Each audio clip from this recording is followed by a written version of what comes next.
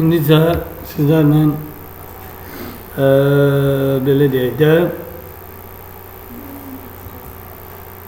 yazılmış mətndə bir hissəni kopyalayıb başqa yerə yapışdırmaqla məşğul, yəni bu yaddaşa yazıb yazılmış mətnin bir hissəsini seçib bu yaddaşa yazıb və bu yaddaşda olan məlumatı istədiyimiz yerə yapışdırmağı başlayacaq. Yəni sənədin kopyalanıb başqa yerə yapışdırılmaz. Bunun üçün nə edirik? Yazılmış bir dənə mətin yazacaq. Məsələn, salam Azərbaycan, bağışlayın, Azərbaycan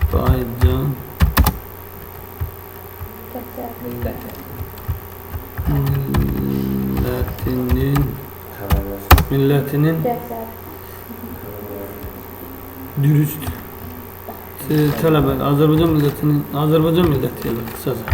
Azərbaycan milləti. Mən istəyirəm ki, salam Azərbaycan millətinin bir balaca anlaşılıq böyüdək. Yəni, salam Azərbaycan milləti sözündə Azərbaycan sözünü seçib başqa bir yerə yapışdırmaq.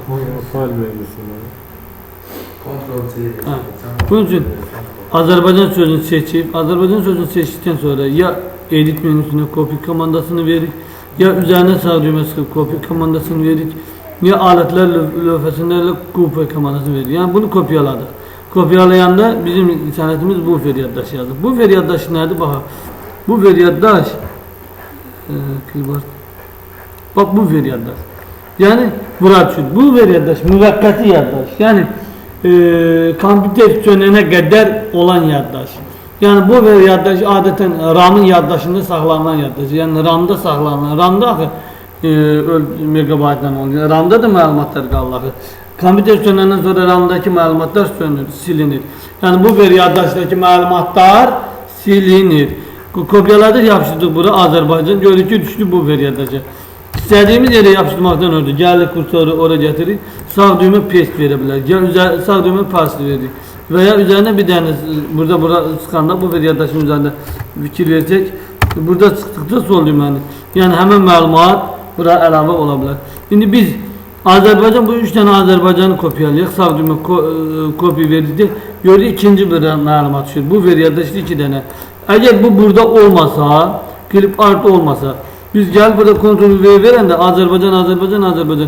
Ama ben bir tane Azərbaycan da kopyalamıştım. Onu ne tereliyim? Mecburen bir de seçim kopyalayayım. Yok. Onu deleyebilirim.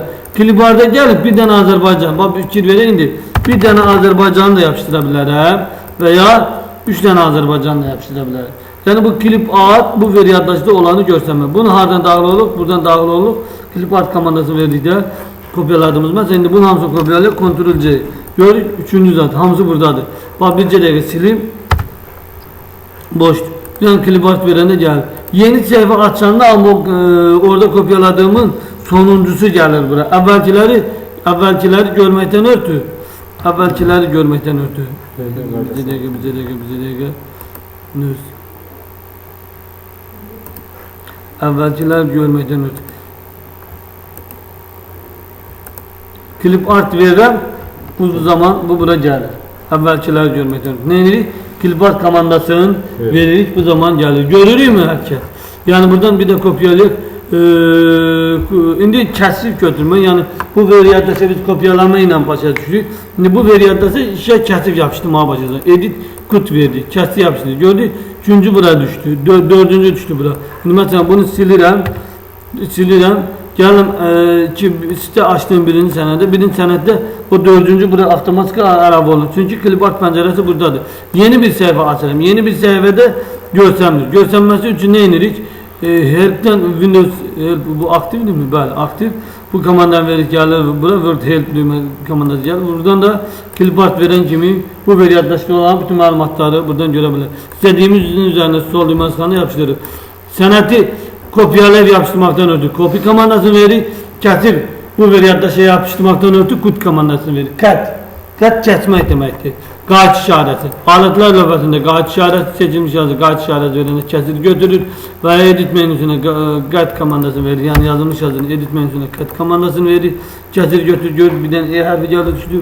Veya seçilmiş yazının üzerine sağ düğməni sıxıb cut komandasını verməklə kes götürür. Gördük ki kopyalanmış məlumatların hamısı bu veri yaddaşıdır. Biz bu veri yaddaşını nəysə çıxartmaq istəyiriksə delete verib həmən məlumatı çıxarda bilərik. Buradan əksəriyyətini çıxardaq.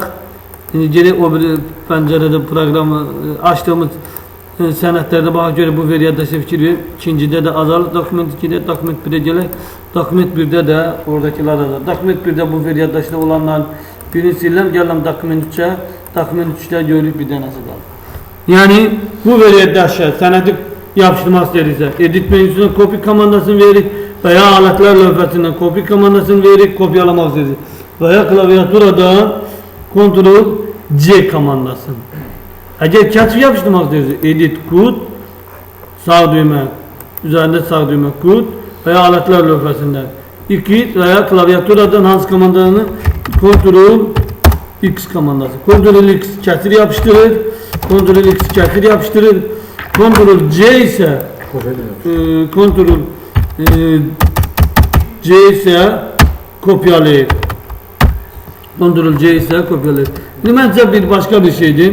Kopyalanıb sənəd yapışdırmaq istəyirsə, məsələn bunda bir kopya verir, yapışdıraq, kopyalayır.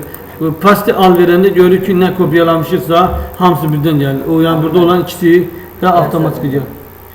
İkisi də yəni burada olan nə ki kopyaladığımız məlumatlar var, bu veri yaddaşı attığımız var, hamısı gəlir. İndi biz sənədi kopyaladıq, yapışdırdık. İndi belə bir şey var. Məsələn kopyalayıb yapışdırdık. Sonuncu kopyaladığımız şəkil formatında əlavə eləmək istəyirəm. Bu zaman edit menüsündən, yəni sonuncu nə kopyalamışıqsa sonuncu budur. Bunun şəkil formasında edit menüsündən PHP komandası verir. Açılan pəncərədə sana bir dəqiqə şəkil formatına bir dəqiqə edit PHP niyə gəlmədi? İndi isə biz bir məlumat yazacaq. Məsələn istəyirik ki tutaq ki imza qoşu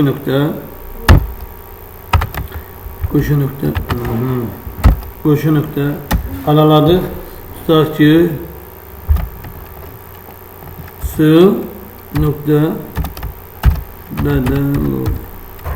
span qadı. Bu biz biliyoruz. Kadolus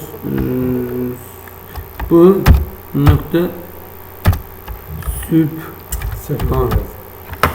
imza qoşu nöqtə alaladıq. Deyir ki bu belə deyil. Bu qol çəkmə yeri şəkil formatında tutun, büyündən belə yazılmasın da, başqa yerdə olmasın da, şəkil formatındadır. İmza principini seçirik. Edit menüsündən copy komandasını verdik. Edit menüsündən kod da verə bilər, fərq etmir. Kod komandasını verdik. Və sonra yapışdırmaq istəyiriksə edit paste veririk, spical veririk, spical veririk. Və burada görürük ki, belə paste spical komandasını verdikdən sonra paste spical pəncərəsi gəlir. Və buradan picture Windows picture şəkil formatında olan birini seçib OK veririk. Görürük ki, yapışdırmaq istədiyimiz məlumat şəkil formatında, yəni baxsaq buna, bu şəkil formatındadır. Üzərində sağ düyməsində format picture, live yazının arxa fonuna və ya daha istədiyimiz yerə daxil edə bilərik. Məsələn, buna şəkil formatında, gördüyümüz kimi nə formatındadır? Şəkil formatında olan bir sənəd kimi göndərilir.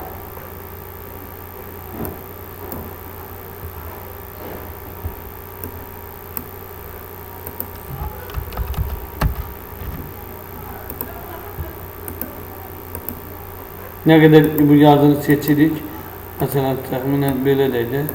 Tutaq ki, böyütmək istəyirik. Bu belə deyil. Kursor böyüsə də yaz böyümür. Çünki yazına şəkil nədir? Şəkil, bu sənəd şəkil formatdadır. Gəlib buradan, amma size bölməsində tutaq ki, belə 22 OK verişdə görürük. Yazı şəkil ölçüsü necə dəyişilirsə, yazı da o qaydada dəyişilib böyüyə bilir. Gördük bunu. Diqqətinizə görə təşəkkür.